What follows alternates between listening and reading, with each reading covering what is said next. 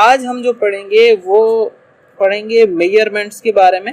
जब भी हम किसी भी चीज़ को नापते हैं, तोलते हैं, उसको हम मेजरमेंट कहते हैं। Measurement is to tell how big, small, large, hot, cold, heavy और लाइट समथिंग इज। ये बताना कि कोई चीज़ कितनी बड़ी है, कितनी छोटी है, कितनी हेवी है, कितनी हल्की है, कितनी ठंडी है, कितनी गर्म है, ये बताने को हम मेजरमेंट कहते हैं। नाप तोल करना, पैमाइश करना, इसको हम मेजरमेंट कहते हैं। मेजरमेंट किस चीज़ की करते हैं? जिस चीज़ की मेजरमेंट करते हैं उसको हम फिजिकल क्वांटिटी कहते हैं। फिजिकल क्वांटिटी क्या होती है, इसकी डेफिनेशन लिख देता हूं मैं। The property of a body, जिस्म की वो खसूसियत which can be measured and governed by some laws of physics। जिस्म की वो खसूसियत जो नापी जा सकती है, तोली जा सकती है, जिसकी पैमाइश कर सकते हैं और उस पर कुछ फिजिक्स के कानून लागू होते हों, उस जिस्म की खसूसियत को हम फिजिकल क्वांटिटी कहते हैं। जैसे ये एक पेन है, इसकी लंबाई कितनी है, इसको नाप सकते हैं, तोल सकते हैं ना। इसको हम स्केल के बराबर में रखते हैं और फिर हमें पता चल जाता है ये 10 सेंटीमीटर का है। और ये इसका जो कैप है ये कितना बड़ा है, तो हम इसको भी इसके स्केल के बराबर में रखेंगे और हमें पता चल जाएगा ये सिर्फ 3 सेंटीमीटर लंबा है और ये 10 सेंटीमीटर। तो किसकी लेंथ ज़्यादा है? पेन की। तो पता चला ये एक ऐसी चीज़ है जिसको हमने नाप लिया। ठीक है, ये बुक हैवी है या ये रजिस्टर हैवी है, किसका मास ज़्यादा है? रजिस्टर का मास ज़्यादा है। तो ये मास एक ऐसी चीज़ है जिसको नाप सकते हैं, तोल सकते हैं। लंबाई एक ऐसी चीज़ है जिसको नाप सकते हैं और तोल सकते हैं। क्लास को स्टार्ट हुए 5 मिनट हो गए। ये क्या है? वक्त, टाइम। टाइम को भी नाप सकते हैं, पैमाइश कर सकते हैं। स्टॉप वॉच के जरिए टाइम को नापा जाता है कि कितनी देर हो गई, वक्फा नाप सकते हैं। अगर कोई आपसे पूछता है भाई आपकी उम्र क्या है, तो आप बोलते हैं कि मैं 17 साल का हूँ। तो ये क्या है? ये वक्फा है। आपको ज़मीन में आए हुए कितना टाइम हो गया, दुनिया में आए हुए आपको 17 साल हो गए। ये टाइम है दरअसल। ईयर्स, एक साल में 365 दिन होते हैं और एक दिन में 24 घंटे होते हैं और एक घंटे में 60 मिनट होते हैं और एक मिनट में 60 सेकंड होते हैं। तो ये टाइम है। सेकंड्स में नापो, मिनट में नापो, आवर्स में नापो, डेज में नापो, वीक्स में नापो, मंथ्स में नापो या फिर ईयर में नापो, ये टाइम है। तो टाइम को नाप सकते हैं। तो टाइम भी एक फिजिकल क्वांटिटी है।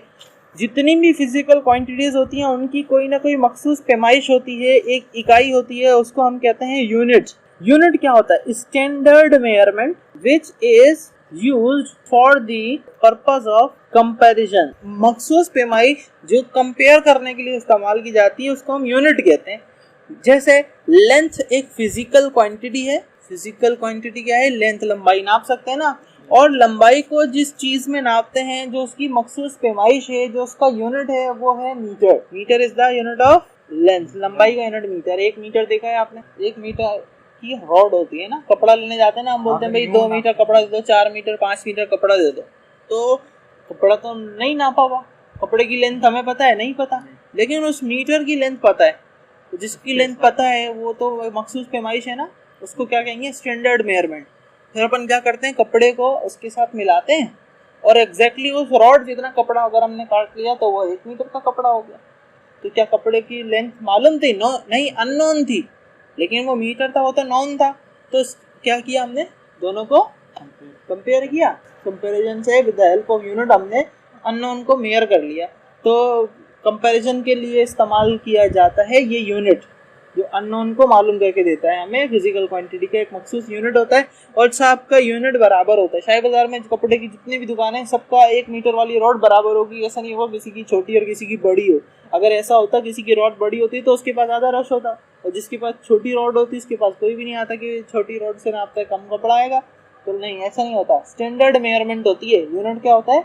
Standard measurement. वो फिक्स होता है, मखसूस पैमाइश होती है। जिस तरह से मास क्या है? एक ऐसी क्वांटिटी है जिसको नाप सकते हैं, तोल सकते हैं, जिसकी पैमाइश कर सकते हैं, मैस। तो मैस क्या हो गया? Physical quantity. और इसकी मखसूस पैमाइश जो स्टैंडर्ड मेजरमेंट है उसको हम इसका यूनिट कहते हैं। और वो यूनिट क्या है? इसको हम केजी बनाते हैं। 1 किलोग्राम का बट्टा है, एक तरफ 1 किलोग्राम का बट्टा रखते हैं और एक तरफ जो भी चीज़ तोलनी हो आपको, सपोज कर लो अगर आपने चीनी तोलनी है तो आप उसको शॉपर में डालते हैं और फिर उसको डालते जाते हैं जब तक दोनों पहले तराजू के बराबर ना हो जाए। अगर दोनों बराबर हो गए तो मतलब ये चीनी एग्जैक्टली 1 किलोग्राम के बराबर है। क्योंकि चीनी पता थी हमें? नहीं।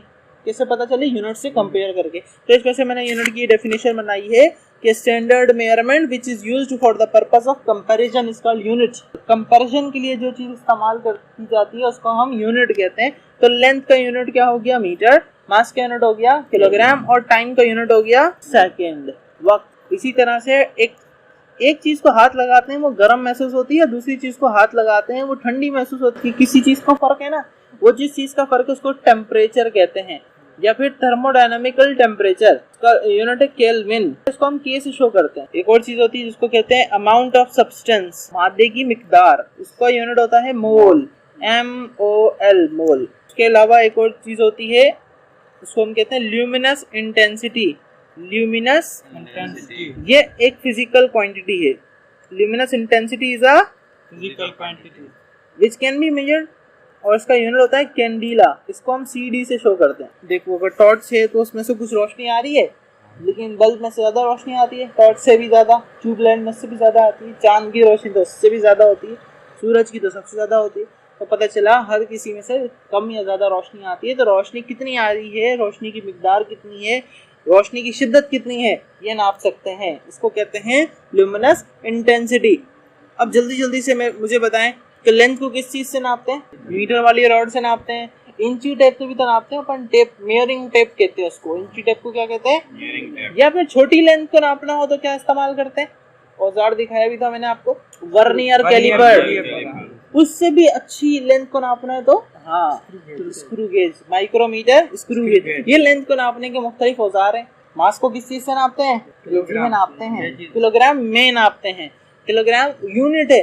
औजार कौन सा है जिससे मास को नाप सकते हैं? फिजिकल बैलेंस, तराजू, कांटा, है ना। टाइम को किससे नापते हैं? सेकंड। सेकंड से नहीं नापते, सेकंड में नापते हैं। स्टॉप वॉच से नापते हैं। तो थोड़ा सा फर्क है, ठीक है, तो गौर करें। टेम्परेचर को किस चीज से नापते हैं? थर्मोमीटर। थर्मोमीटर से नापते हैं। किस चीज में नापते हैं? केल्विन में नापते हैं। तो केल्विन क्या हुआ? यूनिट। और टेम्परेचर क्या हुआ? मेयरिंग instrument. Temperature is not a मेयरिंग instrument. Temperature is a physical quantity. Amount of substance, जब बहुत थोड़ी सी मिकदार आपको चाहिए होती है ना, जैसे पानी का फॉर्मूला क्या है? H2O। दो एटम्स हाइड्रोजन की और एक एटम ऑक्सीजन का मिलाओगे तो पानी बन जाए। ऐसा नहीं 2 किलो हाइड्रोजन और 1 किलो ऑक्सीजन मिलाई तो पानी बना, ऐसा नहीं हो सकता। बहुत थोड़ी सी अमाउंट मिलाई जाती है। लेबोरेटरी में जब थोड़ा सा अमाउंट लेते हो ना आप, तो आपको अमाउंट ऑफ सब्सटेंस यूज करते हैं, मोल्स में नापते हैं उसको, ठीक है। किलोग्राम में, किलो 2 किलो नहीं नापते आप। मास बहुत छोटे पैमाने पर जब आप नापते हैं तो वो जो अमाउंट ऑफ सब्सटेंस मोल्स में नापते हैं ना, किस औजार से नापते हैं, किस इंस्ट्रूमेंट से नापते हैं, ये नहीं पता होगा आप। मास स्पेक्ट्रोमीटर। अच्छा, इलेक्ट्रिक करंट एम्पियर इसका यूनिट है, ए से इसको शो करते हैं। इसको किस चीज से नापते हैं? करंट को किस चीज से नापते हैं? गैल्वेनोमीटर से नापते हैं या फिर एमीटर से नापते हैं? एमीटर, एमीटर वोल्ट मीटर पढ़ा था ना। एमीटर से नापते हैं। करंट को एमीटर से नापा जाता है, करंट को एमीटर के जरिए नापते हैं। ल्यूमिनस इंटेंसिटी को किससे नापते हैं? ल्यूमिनस इंटेंसिटी को नापते हैं फोटोमीटर से। किससे नापते हैं? फोटोमीटर। फोटो मींस अरे लाइट, रोशनी। Meter means measurement, measurement of light. जो इंस्ट्रूमेंट होता है वो फोटोमीटर होता है, ठीक है। उससे लाइट की इंटेंसिटी नापी जाती है फोटोमीटर से। ये सारी चीजें जो मैंने आपको बताई, length, mass, time, temperature, luminous intensity, amount of substance और इलेक्ट्रिक करंट, ये सारी चीजें होती है फिजिकल क्वांटिटीज, जिसको नाप सकते हैं, तोल सकते हैं, पैमाइश कर सकते हैं। और जिस चीज में करते हैं उसकी पैमाइश, मखसूस जो पैमाइश होती है उसको कहते हैं उसका unit. Metre, kilogram, second, kelvin, mole, ampere, candela, ये सब यूनिट्स हैं। किसके? फिजिकल क्वांटिटीज के। सही है। इन सब चीजों को अपन कहते हैं fundamental physical quantities and they are also called SI unit system भी कहते हैं इसको, वो हम बाद में पढ़ लेंगे। फिलहाल यस, फंडामेंटल क्वांटिटीज सिर्फ 7 होती हैं। There are 3 types of physical quantities. 3 types की फिजिकल क्वांटिटीज होती हैं। एक होती है फंडामेंटल, या फिर इसको हम बेसिक भी कहते हैं।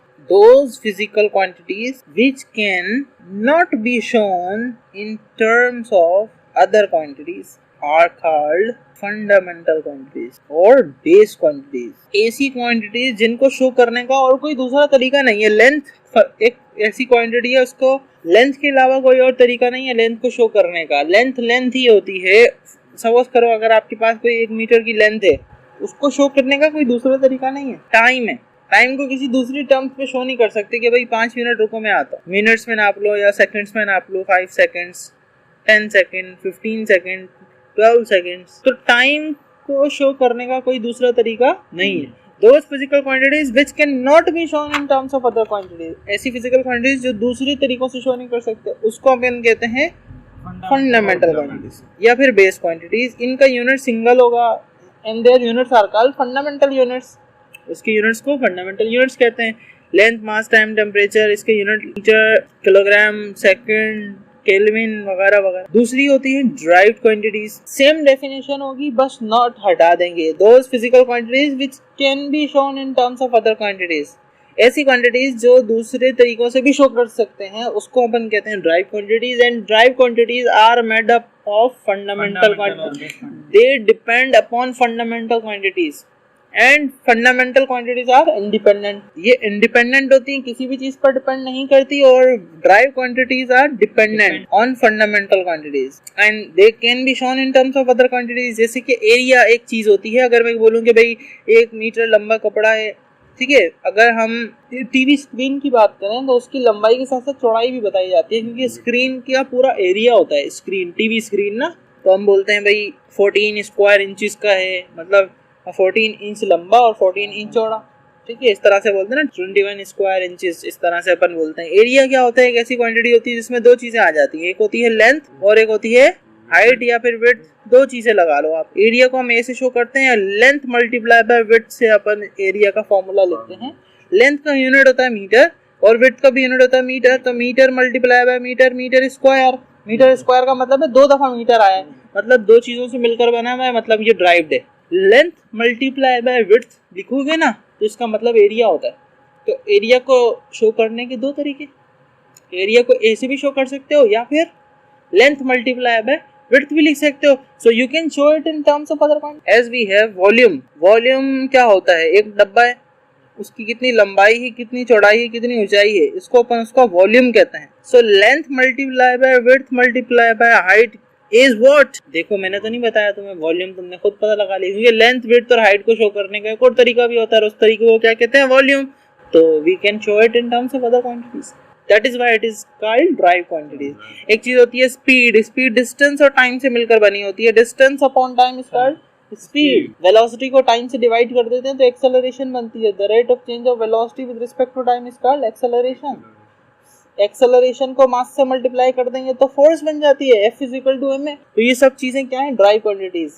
7 तरह की फंडामेंटल क्वांटिटीज होती हैं जो अपन ने पढ़ी हैं, लेंथ, मास, टाइम, ये सब फंडामेंटल क्वांटिटीज हैं, 7 ये याद कर लो। इनके अलावा जितने भी क्वांटिटीज आपको नजर आएंगी सब की सब ड्राइव क्वांटिटीज होंगी, ठीक है। जैसे कि इंग्लिश के अल्फाबेट्स कितने होते हैं? 26 होते हैं, और उससे वर्ड्स कितने बनाए जा सकते हैं? जितने बनाना चाहो बना दो, है ना। इसी तरह से फंडामेंटल क्वांटिटीज सिर्फ 7 होती हैं, और ड्राइव्ड क्वांटिटीज जितनी आप बनाना चाहो आप बना सकते हैं। अब बात करते हैं थर्ड किस्म की क्वांटिटी की, फिजिकल क्वांटिटीज जो होती हैं वो एक होती है सप्लीमेंट्री क्वांटिटीज। 2 होती हैं, सिर्फ और सिर्फ 2 होती हैं सप्लीमेंट्री क्वांटिटीज। एक होती है प्लेन एंगल, 2 लाइंस जब आपस में एक पॉइंट पर आकर मिलती हैं तो वो एक एंगल बनाती हैं, इसको कहते हैं प्लेन एंगल।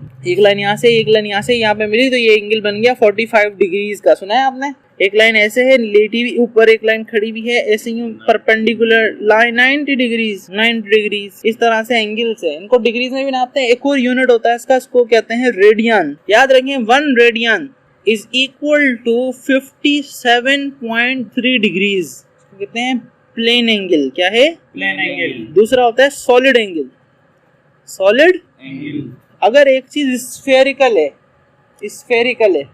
स्फेरिकल जैसे बॉल, फुटबॉल जो पूरी गोल होती है ना, हर तरफ से गोल है, वो स्फेरिकल अगर हो, और अगर उसका आप थोड़ा सा कोई भी एक एरिया ले ले, वो सेंटर से कितना एंगल बनाता है, वो एरिया सेंटर से कितना एंगल बनाता है, उसको अपन कहते हैं सॉलिड एंगल। सॉलिड एंगल का यूनिट होता है, एक ये होता है रेडियन, इसको कहते हैं स्ट्रेडियन। 1 स्ट्रेडियन इज इक्वल टू 1 रेडियन का स्क्वायर। रेडियन प्लेन होता है, 2 डायमेंशनल होता है। देखो, so this is it for today. आज के लिए इतना ही।